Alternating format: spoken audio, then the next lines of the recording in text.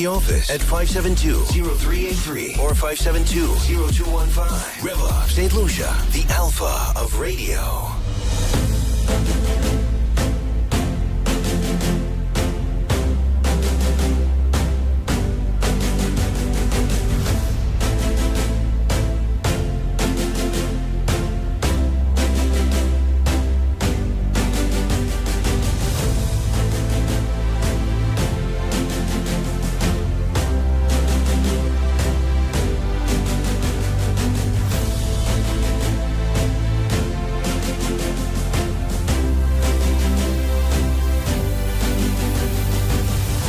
It's now time for Meet the Opposition, hosted by Leonard Spider Montoud. Mr. Montoud, it's good to see you again. Welcome. Yes, good morning, Andre. Good morning to our viewers and listeners in St. Lucia, around the region, and in the diaspora. It's nice to be here once again. I hope all of you had a good week between last Thursday and today. Of course, the usual. We had the usual story that has become commonplace, shootings over the weekend. I heard of at least shootings in Tenry, in Soufre, and in Montsepa, in Grosile, and we had some fatalities as well. Again, no comment from the Minister of National Security and Prime Minister of St. Lucia. Of course, when he was in opposition, we heard him talking about 3 murders in a weekend. That's, how absurd it was, how outrageous it was and everything. But now it's not a concern. And of course, under his watch, we know there have been many more than 3 in a weekend. But, such is the nature of politicians, some of them, how the double standards that they display, the hypocrisy that they display, and so on. Now, talking about double standards and, hypocrisy, character is an issue that I think we have to take a closer look at when we are electing people to office. And when I talk about character, I talk about, the integrity in general, in terms of whether they are honest, whether they are accountable, they are responsible.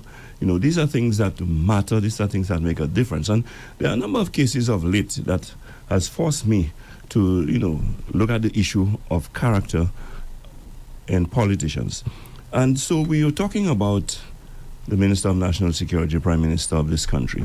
Now, we heard recently that the president of the Police Welfare Association, Mr. Cameron Law, came out and was lamenting the fact that the insurance that is in place for police officers, and for those of you who do not know the story, there is an insurance in place that was put in place during the last administration, where there's a deduction of about $75 from the police salary, and in lieu of some allowance they were supposed to get for like a risk allowance, they instead settled for an insurance policy, which I think was a wise idea.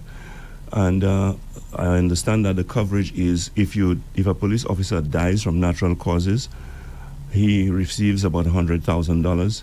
If he dies in the line of duty, he receives, his family, when I say he receives, his family would receive $300,000.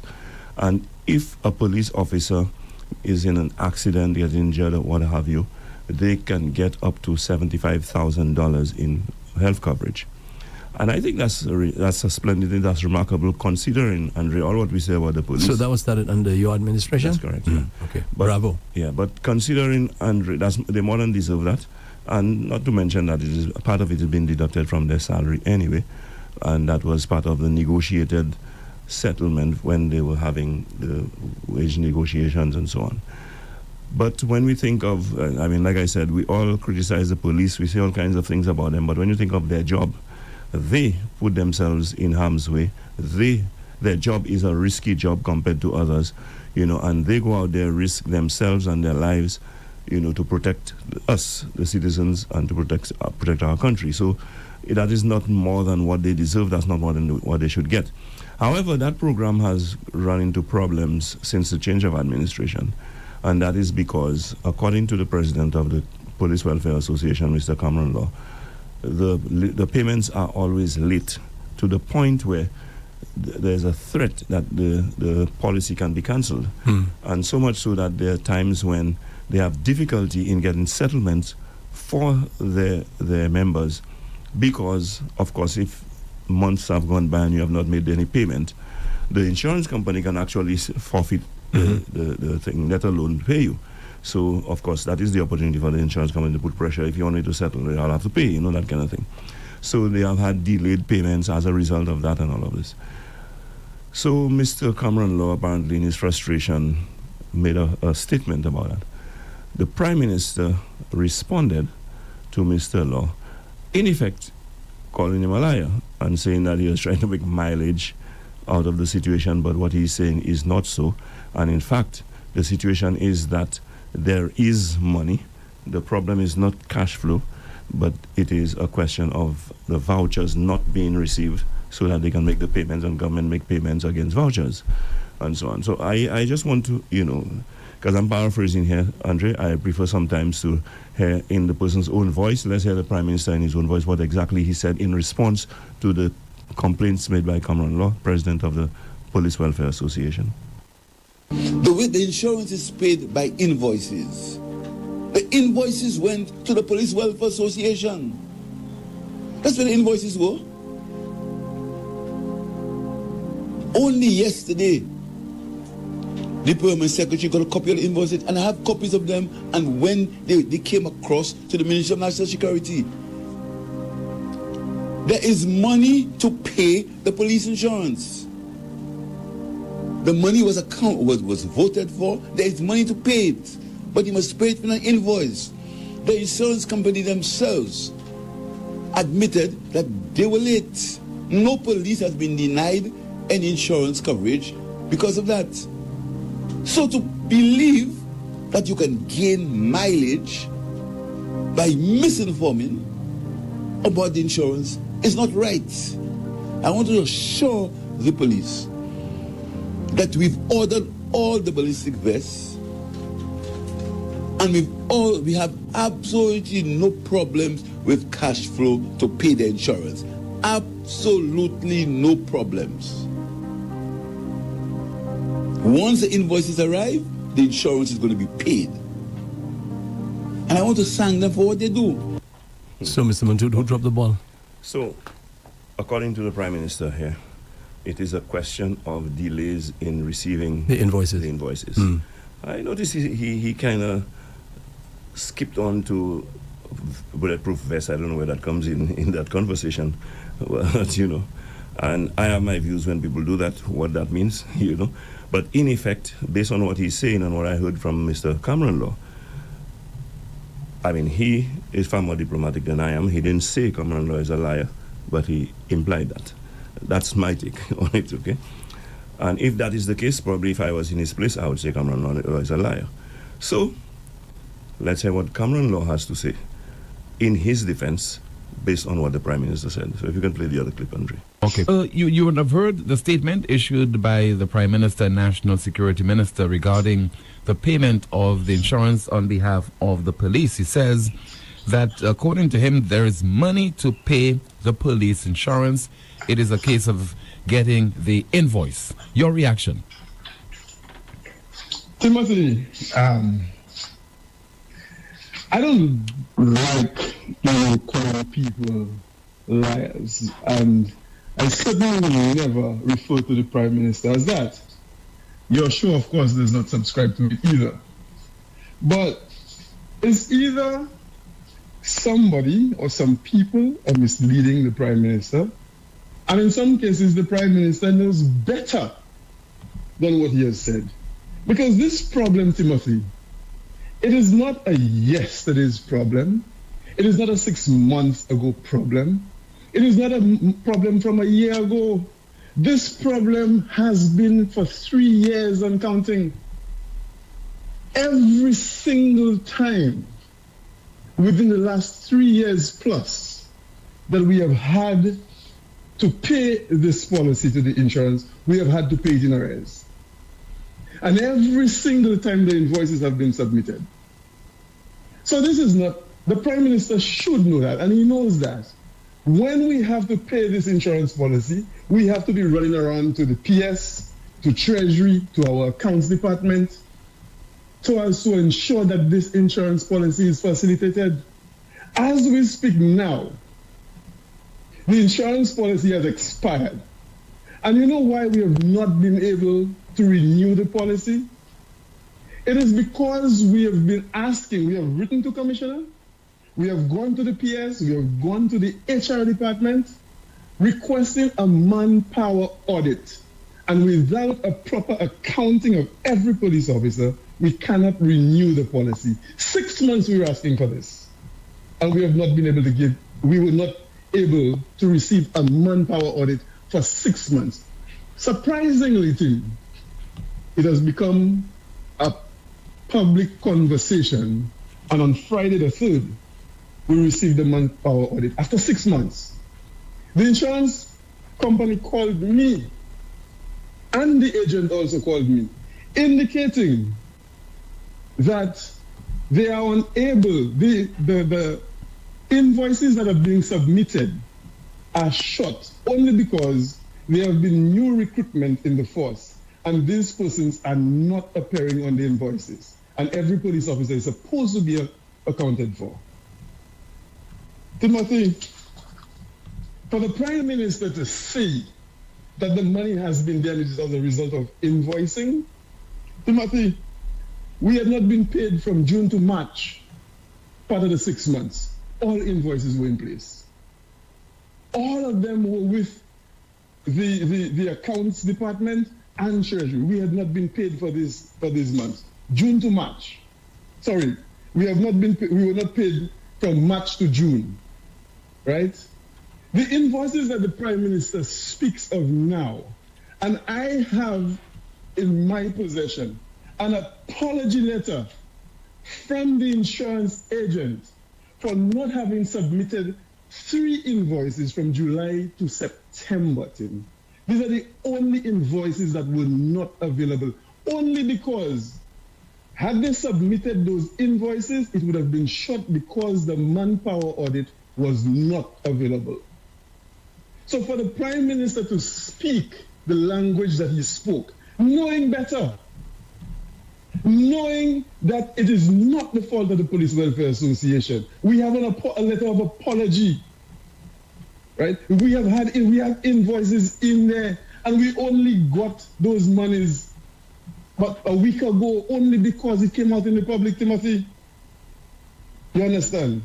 And for the Prime Minister to come out and say it is the Welfare Association's fault that the invoices were not submitted, but invoices were submitted from March to June, and they still were not paid.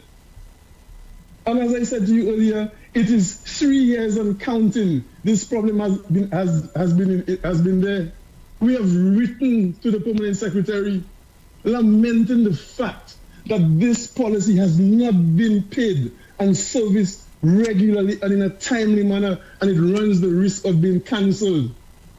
We have written on that, Timothy. The Prime Minister knows. He knows that. The Commissioner knows. The PS knows. The Accounts Department knows. Our HR department knows how many times we have been to them asking for this manpower audit for the last 3 months, for 3 months. Not the 6 months that I spoke of. That's for 3 months. Right? As we speak today, the invoices that were submitted, the most recent invoices, it is short. It does not adequately represent the entire police force because we had not received the manpower audit, or the insurance company had not received the manpower audit that we've been requesting for 6 months. So like I said, I'm not going to be calling anybody liars. And for the Prime Minister to speak on the fact that there is money to be paid, Timothy, and the storeroom has nothing in there. Police officers cannot get uniforms. There is money to be paid. Timothy, I'm very, very surprised at the Prime Minister when he says that, because I know he knows better. I know the Prime Minister knows that this issue with paying the insurance policy in a timely manner has existed for more than 3 years. He knows that. And every single time that we have had to pay this insurance policy, we have had to pay it in arrears. We have had to be asking the insurance agent or the insurance company to bear with us. We're trying to see that this thing is settled. So you don't come and blame the Welfare Association today. We are not the one responsible for the manpower audit. It is from the office of the commissioner to give the directive, and we wrote to the commissioner of police. And the manpower audit, the invoices that he spoke of, was only for the last 3 months, July to September. And surprisingly, it becomes a public conversation, and a manpower audit suddenly finds itself in the emails of the Police Welfare Association. You understand? What accounts? This? You're saying? Yes, I'm listening to you, Tim. Yes. What accounts for the delay, as far as you are aware? It's as a result of inaction on the part of which particular department? Timothy, as far as I know, the invoices comes from the insurance agent to the Welfare Association, and it has been submitted in a timely manner every month. You understand? Every time we go to the accounts department, we're told that they have submitted the request to Treasury for payments. Go to Treasury, all we're told then, the payments are not ready as yet. The payments are not ready as yet. We're seeing it on the system, but it has not been approved. We're seeing it on the system, it has not been approved. These are the answers that we've been getting for our question. So if there's money to be paid, why are they seeing it on the system at Treasury and it is not being approved? And interesting enough, that Prime Minister is the National Security Minister and also Minister... He is the National Security Minister. And Minister with responsibility for finance. What are the implications of those delays for the police officers who have to be out there in the field, and the possibility of them being injured, the possibility of them losing their lives while they are on the job? The insurance company could decide that the policy has lapsed, and it is not in effect, and they're not making any payments. Thankfully, as I've said before, we have had a very good relationship with the insurance company, and they have always, had patience with us as it relates to paying this policy. They've always worked with us whilst we try to get the payment. I wrote to the PS up till recently in May, asking the PS to regularize those payments, because the implications are dire for the police officers and the families of those police officers who pass, and those police officers who get injured during in duty, or whether honor of duty. And some police officers have called me, today. Some police officers have called me and said, "Come on, did you hear the Prime Minister say there is money and the storeroom has nothing? They cannot get uniforms. They cannot get basic things like toilet tissue and paper towels sometimes." And he speaks of there being money as Minister of Finance and National Security Minister. And the Prime Minister is one who touts that I care about the police because my father was a police officer, Tim. Tim, there are a lot of things that I could speak of that I'm not saying, There are many things that I could speak of. And only because I'm in a place where I'm staring down the barrels of retirement,